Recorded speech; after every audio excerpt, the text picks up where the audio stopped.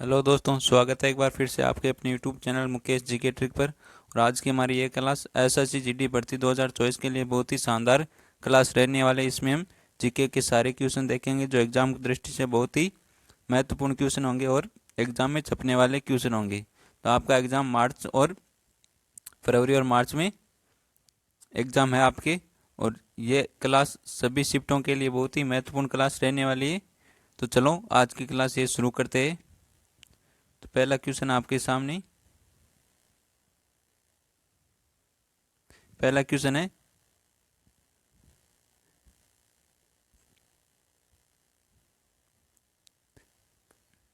पहला क्वेश्चन है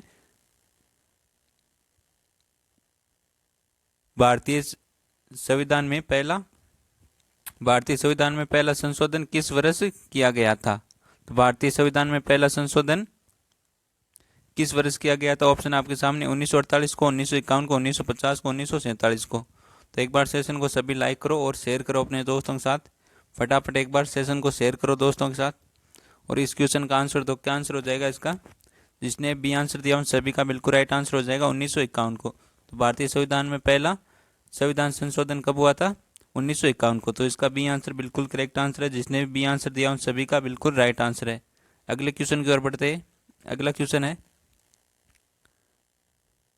क्वेश्चन है निम्नलिखित में से कौन सी जोड़ी किसी राज्य और उससे संबंधित कला शैली को दर्शाती है? तो इनमें से कौन सी जोड़ी राज्य और उसकी कला शैली को दर्शाती है? तो ऑप्शन आपके सामने पंजाब मोहिनीअट्टम, उत्तर प्रदेश कथक, तमिलनाडु ओडिसी, असम या कथकली।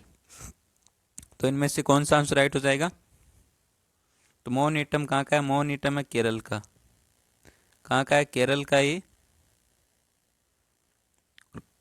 ओडिसी उड़ीसा का है। कहाँ का? ओडिशा का। ओडिशा का है। और कथकली ये कहाँ का है? कथकली ये भी केरल का है। कहाँ का है? केरल का। तो इसका बी आंसर बिल्कुल करेक्ट आंसर हो जाएगा। बी आंसर बिल्कुल करेक्ट आंसर हो जाएगा। कथकली का और क्या नाम है? एक दूसरा नाम क्या है कथकली का? रंगवेदी। क्या नाम है? रंगवेदी। कथकली का ये दूसरा नाम है, याद रखना, रंगवेदी। क्या क्या नाम है? रंगवेदी। किसका नाम है? कथकली का दूसरा नाम है। तो मोहिनीअट्टम कहाँ का? मोहिनीअट्टम केरल का है, ना कि पंजाब का। तो कथक कथक उत्तर प्रदेश का है ये। और ओडिसी उड़ीसा का है। और कथकली कहाँ का है? केरल का। और कथकली का दूसरा नाम क्या है? रंगवेदी। तो इसका बी आंसर बिल्कुल करेक्ट आंसर हो जाएगा। जिसने भी बी आंसर दिया है उन सभी का बिल्कुल राइट आंसर है। अगले क्वेश्चन की ओर बढ़ते हैं हम। अगला क्वेश्चन है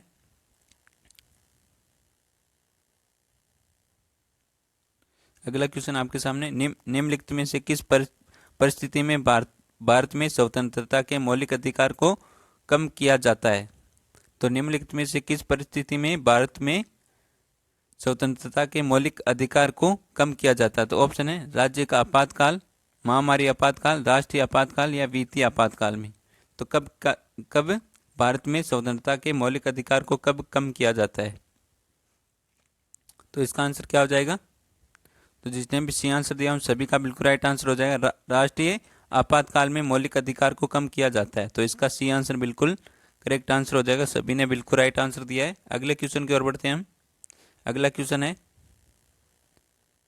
अगला क्वेश्चन है उस्ताद उस्ताद अमजद अली खान किस वाद्य यंत्र के लिए जाने जाते हैं? तो बहुत ही शानदार क्वेश्चन है, इंपॉर्टेंट, वेरी इंपॉर्टेंट क्वेश्चन है। उस्ताद अमजद अली खान किस वाद्य यंत्र के लिए जाने जाते हैं? ऑप्शन है सरोद, वायलिन, तबला या वीणा। तो इनमें से कौन सा आंसर राइट हो जाएगा? सरोद एक तार वाद्य यंत्र यानी तत्व वाद्य यंत्र है। तार वाद्य यंत्र। और ये प्रसिद्ध वाद्य यंत्रों में से एक है वाद्य यंत्र सरोद। वायलिन रावण हत्था का प्रारंभिक रूप है। ये किसका? रावण हत्था का प्रारंभिक रूप है। हत्था का प्रारंभिक रूप है रावण हत्था। एक अर्धकटी कटोरी होती है, उसे क्या कहते हैं? टोकसी कहते हैं। उसी प्रकार का होता है जिसे हम नारियल कहते हैं। उसी प्रकार की एक अर्धकटी कटोरी होती है।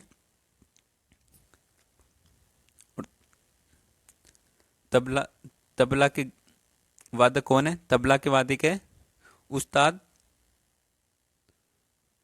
उस्ताद जाकिर हुसैन। कौन है? उस्ताद जाकिर हुसैन है ये तबला के वादक, प्रसिद्ध वादक है ये जाकिर हुसैन। तो याद रखना इनको। और वीणा, वीणा वीणा का प्रारंभिक रूप क्या है? जंतर। क्या है? जंतर। तो आप बताओ, उस्ताद अमजद अली खान किस वाद्य यंत्र के लिए जाने जाते? इसका आंसर दो सभी फटाफट। क्या आंसर हो जाएगा इसका? और जंतर है ये वादन गले में लटका कर किया जाता है। इसका वादन गले में लटका कर करते हैं। किसका? जंतर। वीणा का प्रारंभिक रूप है जंतर, उसका वादन गले में लटका कर कौन करते? गुज्जर भोपे। कौन करते? गुज्जर भोपे करते इसका वादन। कौन करते? गुज्जर भोपे। गुर्जर भोपे करते। तो उस्ताद अजमत अमजद अली खान किस वाद्य यंत्र के लिए जाने जाते? सभी ने बिल्कुल राइट आंसर दिया इसका। सरोद के लिए। किस वाद्य यंत्र के लिए जाने जाते हैं? सरोद के लिए। उस्ताद अमजद अली खान सरोद वाद्य यंत्र के लिए जाने जाते हैं। तो इसका ए आंसर बिल्कुल राइट आंसर हो जाएगा। सभी ने बिल्कुल राइट आंसर दिया है। अगला क्वेश्चन क्या कहता है? अगला क्वेश्चन कहता है यमुना नदी निम्नलिखित में से किस राज्य से नहीं गुजरती है? तो यमुना नदी किस राज्य से नहीं गुजरती है? ऑप्शन है हरियाणा से, उत्तर प्रदेश से, गुजरात से, उत्तराखंड से। तो इनमें से कौन सा आंसर राइट हो जाएगा? एक बार सभी आंसर करेंगे इसका। यमुना नदी इनमें से किस राज्य से नहीं गुजरती है? तो इसका सी आंसर बिल्कुल करेक्ट आंसर आ रहा है सभी का।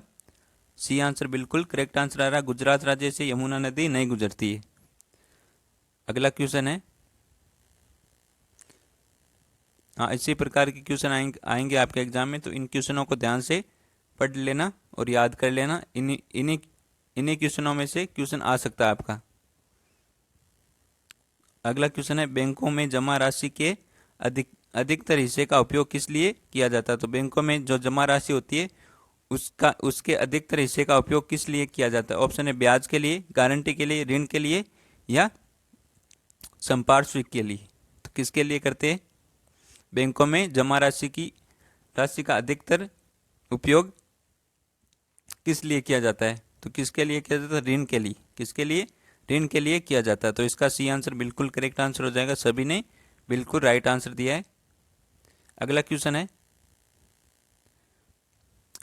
है, भारतीय राष्ट्रीय आंदोलन के संदर्भ में सरहद्दी गांधी के नाम से किसे जाना जाता है? तो सरहद्दी गांधी के नाम से किसे जाना जाता है भारतीय राष्ट्रीय आंदोलन के संदर्भ में? तो ऑप्शन है मंगफूर अहमद आजादी, उधम सिंह, अशफाकुल्ला खान को या अब्दुल गफार खान को। तो इनमें से कौन सा आंसर राइट हो जाएगा? एक बार सभी आंसर करेंगे। इसका क्या आंसर हो जाएगा? और आंसर आ रहा है, ए आंसर आ रहा है, सी भी आंसर आ रहा है और डी भी आंसर आ रहा है। तो एक बार सभी आंसर करेंगे, क्या आंसर हो जाएगा इसका? तो डी आंसर दिया जिसने भी, उन सभी दोस्त का बिल्कुल राइट आंसर हो जाएगा। डी आंसर बिल्कुल राइट आंसर हो जाएगा। भारतीय राष्ट्रीय आंदोलन के संदर्भ में सरहद्दी गांधी के इसके नाम से किसे जाना जाता है? अब्दुल गफार खान को। तो इसका डी आंसर बिल्कुल राइट आंसर हो जाएगा। सरहद्दी गांधी के नाम से किन्हें जाना जाता है? अब्दुल गफार खान को। तो इसका डी आंसर बिल्कुल करेक्ट आंसर हो जाएगा। अगला क्वेश्चन है, निम्नलिखित में से कौन सा श्रम गहन उद्योग है? तो इनमें से कौन सा श्रम गहन उद्योग है? ऑप्शन है गेहूं, दलहन, चाय, मक्का। तो इसका आंसर क्या हो जाएगा? इनमें से कौन सा श्रम गहन उद्योग है? तो सभी ने बिल्कुल राइट आंसर दिया इसका। सी आंसर बिल्कुल राइट आंसर है सभी का। चाय एक श्रम गहन उद्योग है। तो इसका सी आंसर बिल्कुल करेक्ट आंसर हो जाएगा। अगले क्वेश्चन की ओर बढ़ते हैं। अगला क्वेश्चन है, गिरमिटिया मजदूर कौन होते हैं? तो गिरमिटिया मजदूर कौन होते हैं? ऑप्शन है वह बदुआ मजदूर जो नए देश की यात्रा का भाड़ा चुकाने के लिए मजदूरी करता था, अफ्रीकी गुलाम, बाजार से खरीदा गया श्रमिक, अवैतनिक मजदूर। तो इसका आंसर क्या हो जाएगा? गिरमिटिया मजदूर कौन होते हैं? तो इसका ए आंसर आ रहा है सभी का। तो ए आंसर इसका बिल्कुल राइट आंसर हो जाएगा। गिरमिटिया मजदूर कौन होते हैं? वह बद्दुआ मजदूर जो नए देश की यात्रा का भाड़ा चुकाने के लिए मजदूरी करता था। तो इसका ए आंसर बिल्कुल करेक्ट आंसर हो जाएगा। अगले क्वेश्चन की ओर बढ़ते हैं हम। अगला क्वेश्चन है ICC emerging player of the year 2018 किसे प्रदान किया गया? तो ICC emerging player of the year 2018 किसे प्रदान किया गया? ऑप्शन है शिखर धवन को, केएल राहुल को, हार्दिक पांडे को या ऋषभ पंत को। तो किसे प्रदान किया गया ये emerging player of the year 2018? तो इसका आंसर क्या हो जाएगा? एक बार सभी आंसर करो फटाफट। क्या आंसर हो जाएगा इसका? और डी आंसर आ रहा है सभी का। सभी का डी आंसर आ रहा है तो बिल्कुल राइट आंसर हो जाएगा ऋषभ पंत को। किसे? ऋषभ पंत को दिया गया है ये। तो इसका डी आंसर बिल्कुल करेक्ट आंसर हो जाएगा। नेक्स्ट क्वेश्चन है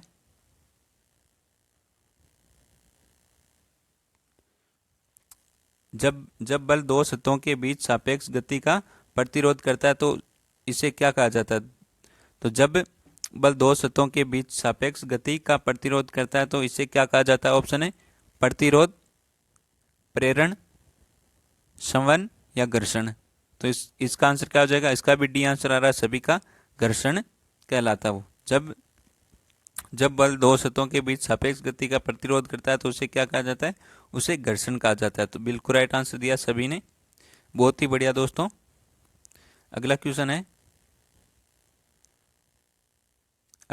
है राष्ट्रीय स्क्वैश 2018 महिला एकल खिताब किसने जीता? तो राष्ट्रीय स्क्वैश 2018 महिला एकल खिताब किसने जीता? ऑप्शन है भुवनेश कुमारी ने, जोशना चिंपा ने, दीपिका मल्लिकल ने या उर्वी जोशी ने। तो किसने जीता है राष्ट्रीय स्क्वैश 2018 महिला एकल खिताब किसने जीता है? तो इसका आंसर तो फटाफट क्या आंसर हो जाएगा इसका? एक बार सभी आंसर करेंगे।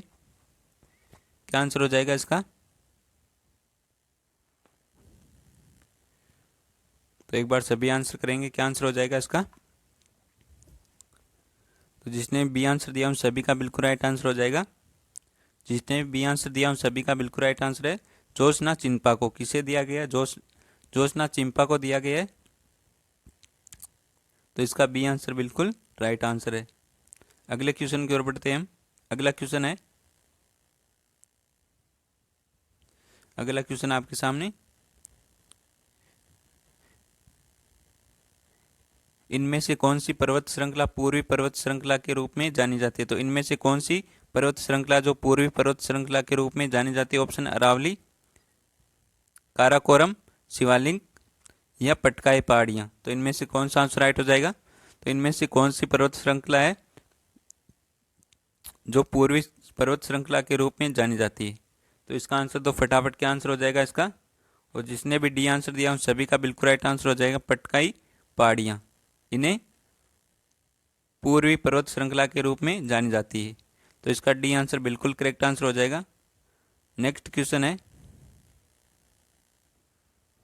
अगला क्वेश्चन है जल मिश्रित एसिटिक अम्ल आमतौर पर किस नाम से जाना जाता है? तो जल मिश्रित एसिटिक अम्ल आमतौर पर किस नाम से जाना जाता है? ऑप्शन है ओलियम के नाम से, फिटकरी के नाम से, नीला विट्रियल के नाम से या सिरका के नाम से। तो किसके नाम से किस नाम से जाना जाता है जल मिश्रित एसिटिक अम्ल? तो इसका भी डी आंसर बिल्कुल करेक्ट आंसर हो जाएगा, सिरका के नाम से जाना जाता है। जब मिश्रित जल होता है उस एसिटिक अम्ल को आमतौर पर सिरका के नाम से जाना जाता है। तो इसका डी आंसर भी बिल्कुल करेक्ट आंसर हो जाएगा। जिसने भी डी आंसर दिया उन सभी का बिल्कुल राइट आंसर हो जाएगा। अगला क्वेश्चन है बहुत ही शानदार क्वेश्चन है संविधान से क्वेश्चन है भारत के संविधान में कितनी अनुसूचियां? तो भारत के संविधान में कितनी अनुसूचियां? ये किसी का भी गलत आंसर नहीं आना चाहिए, सभी का बिल्कुल राइट आंसर आना चाहिए। तो इसके ऑप्शन है 11 अनुसूचियां, 14 अनुसूचियां, 12 अनुसूचियां या 13 अनुसूचियां। तो भारत के संविधान में कितनी अनुसूचियां हैं? तो सभी ने बिल्कुल राइट आंसर दिया 12 अनुसूचियां। कितनी है? 12 अनुसूचियां। भारत के संविधान में कितनी अनुसूचियां? 12 अनुसूचियां। कितनी है? 12 अनुसूचियां। तो इसका सी आंसर बिल्कुल राइट आंसर हो जाएगा। कितनी अनुसूचियां हैं? 12 अनुसूचियां हैं। अगला क्वेश्चन है,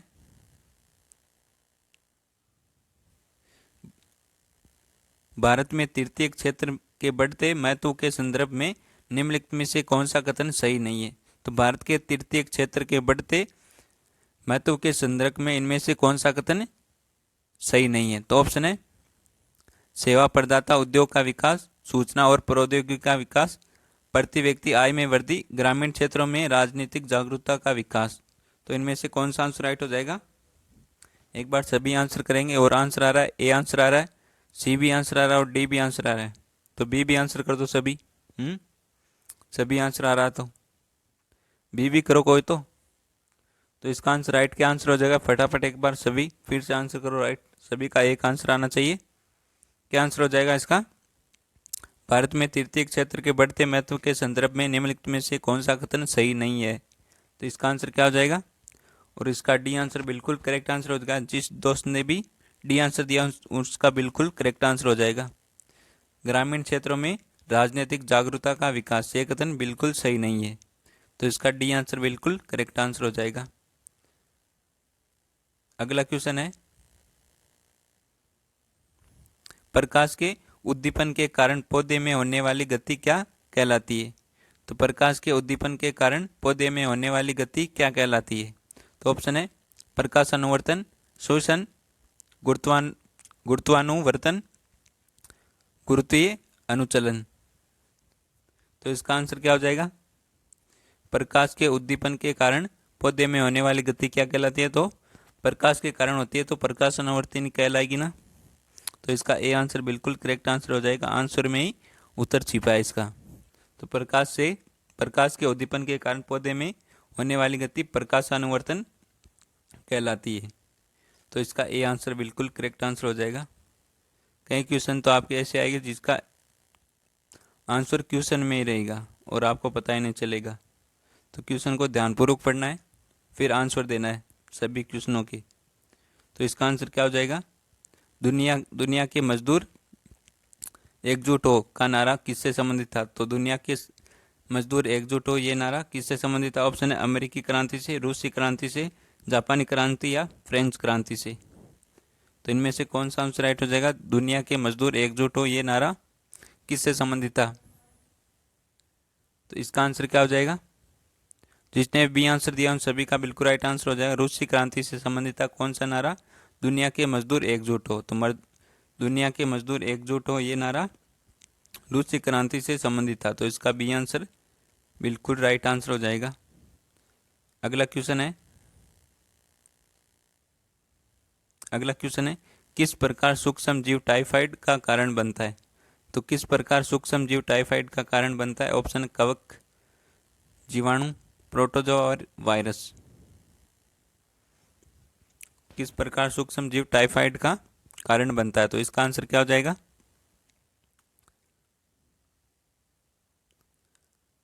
तो जिसने बी आंसर दिया उन सभी का बिल्कुल राइट आंसर है। जीवाणु के कारण सूक्ष्म जीव टाइफाइड का कारण बनता है। तो इसका बी आंसर बिल्कुल करेक्ट आंसर हो जाएगा। अगले क्वेश्चन की ओर बढ़ते हैं। अगला क्वेश्चन है आर के लक्ष्मण किस कला के लिए जाने जाते हैं? तो आर के लक्ष्मण किस कला के लिए जाने जाते हैं? ऑप्शन है शास्त्रीय संगीत के लिए, भित्ति चित्र के लिए, कार्टून के लिए, फिल्म के लिए। तो आर के लक्ष्मण का पूरा नाम क्या था? तो इनका नाम था राशीपुरम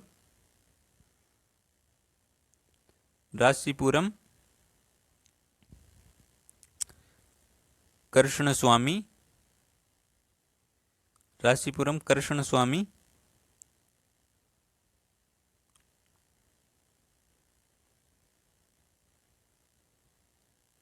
स्वामी Iyer Lakshman.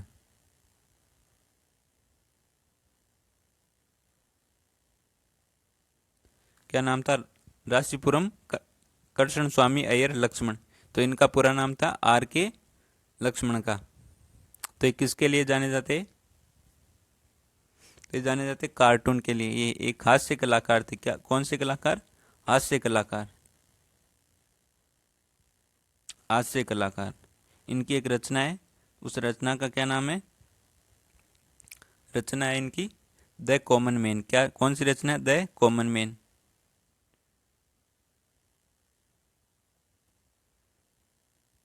The common man, इनकी रचना है कॉमन मैन।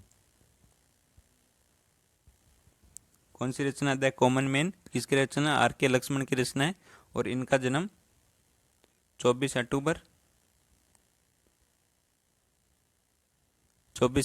1921 को हुआ था। कब? 1921 को। तो इसका सी आंसर बिल्कुल करेक्ट आंसर हो जाएगा। आर के लक्ष्मण किस कला के लिए जाने जाते हैं? कार्टून कला के लिए जाने जाते हैं और हास्य कलाकार। कौन से कलाकार? हास्य कलाकार। और इनका पूरा नाम क्या है? राशीपुरम कृष्ण स्वामी अय्यर लक्ष्मण। इन सभी को याद रखना आप। अगले क्वेश्चन की ओर बढ़ते हैं। अगला क्वेश्चन है, किसी किसी राजकोषीय वर्ष में सरकार की सभी प्राप्तियों और व्यय का वार्षिक लेखा जोखा क्या कहलाता है? तो किसी राजकोषीय वर्ष में सरकार की सभी प्राप्तियों और व्यय का वार्षिक लेखा जोखा क्या कहलाता है? ऑप्शन है राजस्व, पूंजी, कर या बजट। तो लेखा जोखा बजट होता है, वो बजट ही होता है। बजट होता फिर तो ही तो लेखा जोखा होता है ना। तो इसका डी आंसर बिल्कुल करेक्ट आंसर हो जाएगा।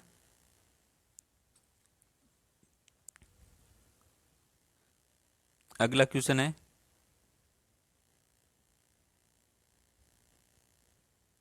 अगला क्वेश्चन, नालंदा किस धर्म का एक प्राचीन शिक्षण संस्थान था? तो नालंदा किस धर्म का एक प्राचीन शिक्षण संस्थान था? तो ऑप्शन है ईसाई का, जैन धर्म का, बौद्ध धर्म का, इस्लाम धर्म का। तो एक बार सभी आंसर करेंगे, क्या आंसर हो जाएगा इसका? जिसने भी सी आंसर दिया उन सभी का बिल्कुल राइट आंसर हो जाएगा बौद्ध धर्म का।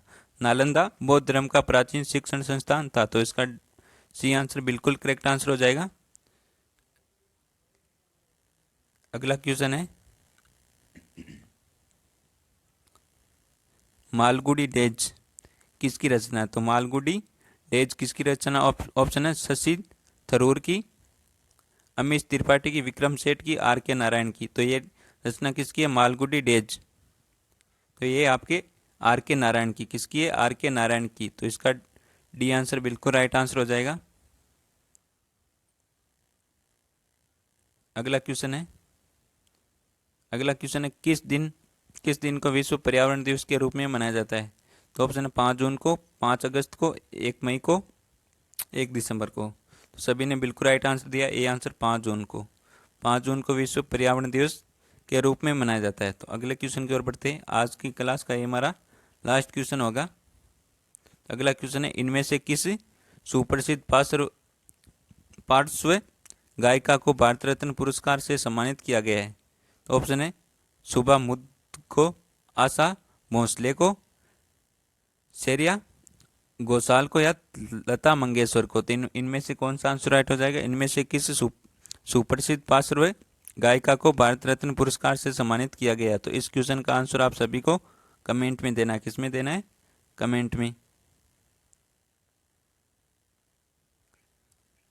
तो आज की ये क्लास आपको पसंद आई हो तो सेशन को एक बार लाइक ज़रूर कर दें, और हमारे यूट्यूब चैनल पर पहली बार हो तो हमारे यूट्यूब चैनल को सब्सक्राइब जरूर करें। तो मिलते हैं एक और बेहतरीन सेशन के साथ। तब तक थैंक यू।